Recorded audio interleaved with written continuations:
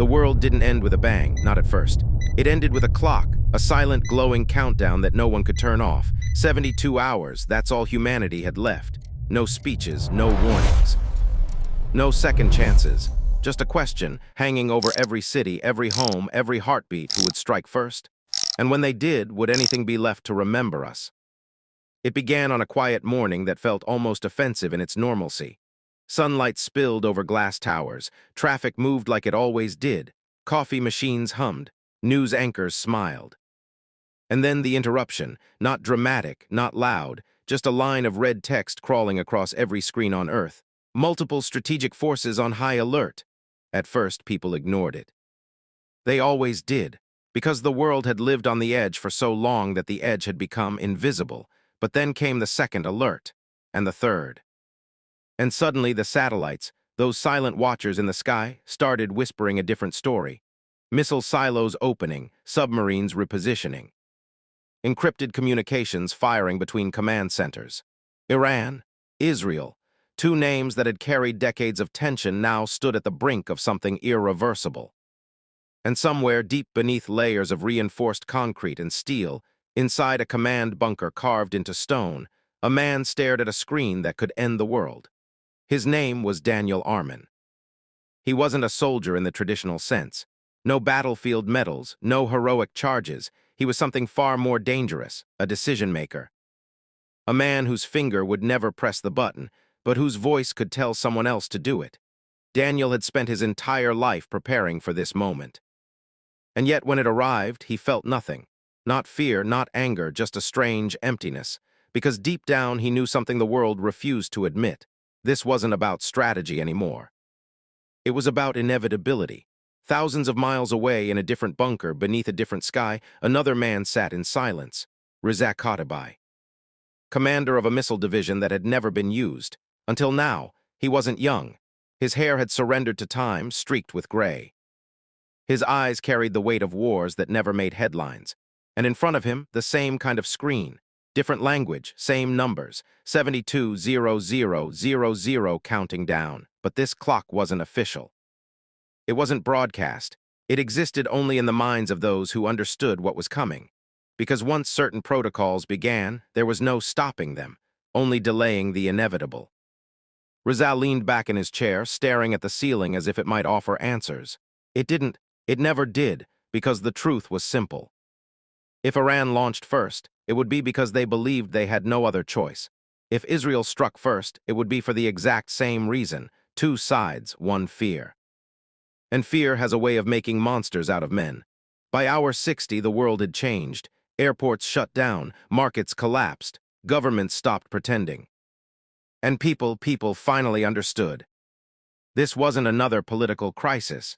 This wasn't something that would fade in a week. This was the edge, and they were standing on it. Families gathered in living rooms, watching screens that offered no comfort. Some prayed, some denied, some laughed in that strange, broken way humans do when reality becomes too heavy to carry. And then there were those who prepared, not for survival, but for endings, letters written, voices recorded, confessions whispered into the void. Because when the clock runs out, truth becomes urgent. Inside his bunker, Daniel received the first real update that mattered. Enemy systems nearing launch readiness. The words were calm. Too calm, like a doctor delivering a diagnosis that couldn't be treated. Daniel nodded, though no one was watching him.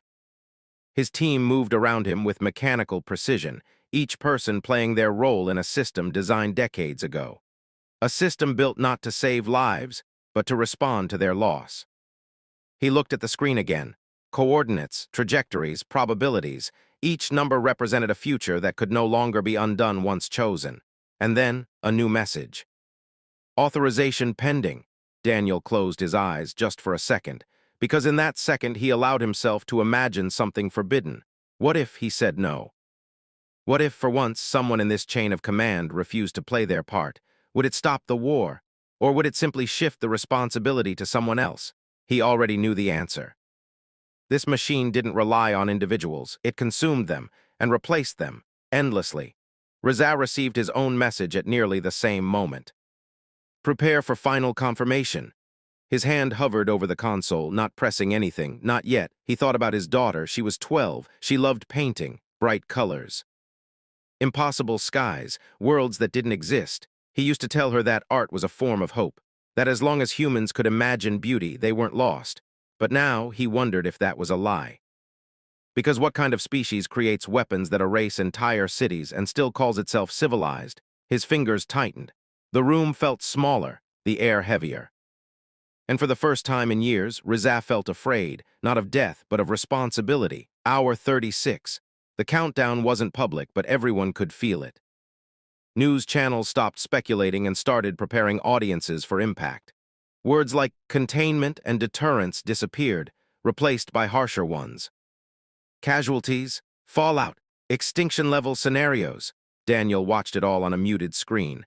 The world above him was unraveling, but down here everything remained controlled, disciplined.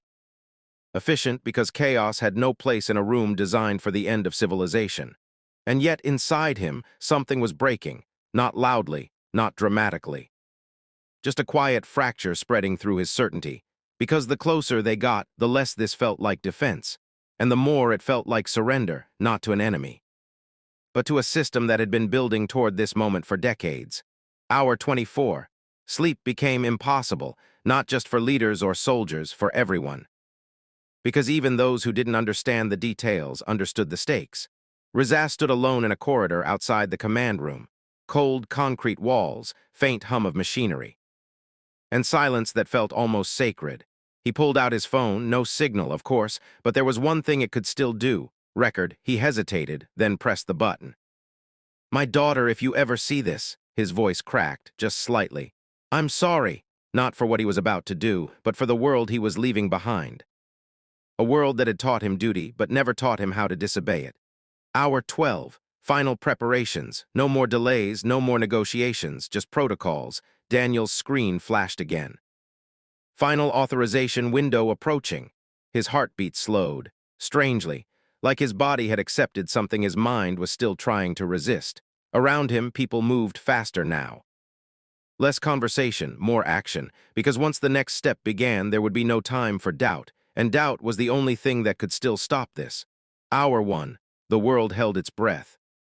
Literally, in cities across continents, people stopped what they were doing, not because they knew the exact timing, but because something deep, instinctive, primal told them that the moment had arrived.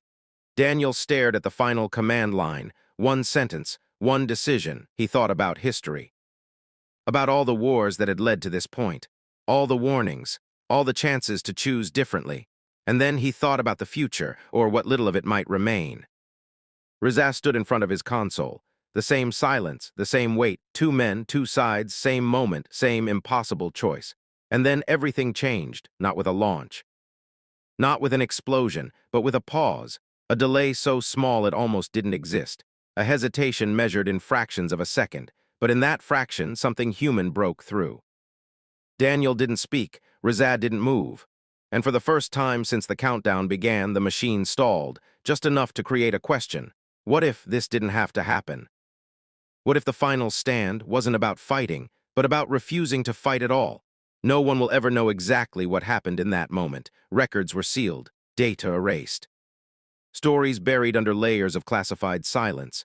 But the missiles didn't launch. Not that day, not in that hour. The clock reached zero and nothing happened. No fire, no sky splitting open. Just silence, confusing, unbelievable, miraculous silence. Years later, people would argue about it. Some would call it luck, others strategy. A few would whisper about malfunction. But those who had been closest to the decision knew the truth. It wasn't technology that saved the world. It wasn't policy. It wasn't fear. It was hesitation. A single moment where two men, on opposite sides of a conflict that seemed inevitable, chose not to act. And in that choice, they broke the chain. Just long enough for humanity to step back from the edge. Because in the end, the most dangerous weapons aren't missiles. They're decisions made without pause. And the most powerful act of all is the courage to stop, even when everything around you demands that you don't. The clock disappeared, but the memory didn't. Somewhere deep beneath the noise of everyday life, humanity remembered. Not the fear, not the politics, but the moment. The fragile, impossible moment when the world almost ended. and didn't. Because sometimes survival isn't about winning. It's about refusing to lose yourself, even when the world is ready to burn.